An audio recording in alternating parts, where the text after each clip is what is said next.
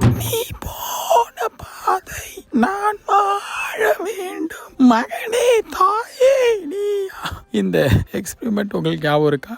S, நம்மளுக்கு எப்போ உடல் உபாதை வந்தாலும் தொண்டை கரெக்டாக இருக்கான்னு பார்க்கறதுக்கு இந்த பாட்டு தான் நம்ம டெஸ்ட் பண்ணுவோம். என்னால் ஜானகி வாய்ஸில் அதை பாட முடிஞ்சது அப்படின்னா உடல் குரல் எல்லாம் பக்காவாக இருக்குன்னு அர்த்தம். சப்போஸ் நீ போன பாதையில் வெறும் காற்று தான் வருதுன்னா உடம்பு சரியில்லைன்னு அர்த்தம்.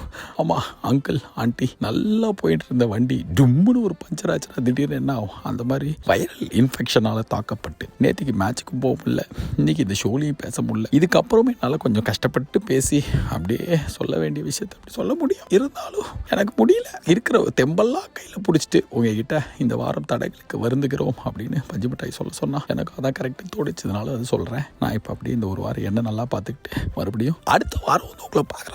நீங்க உங்களை நல்லா பார்த்துக்கோங்க, பக்கத்துல இருக்கிறவங்கள முடிச்சா பார்த்துக்கோங்க. ஓகே, வைரல் இன்ஃபெக்ஷன்னா யாருக்கிட்டையும் அண்ணன் தண்ணி புழங்க கூடாதான். நான் தெரியாம எங்க வீட்டில் இருக்கிற 2 பேருக்கு இதை அப்படியே பரவ விட்டுட்டேன். ஸோ இப்போ ஒரு 5 நாளா மாத்திரை சாப்பிடுங்கிற தூக்கி வழிஞ்சிட்டு இருக்கேன். ஸோ நான் சரியாயிட்டு நெக்ஸ்ட் வீக்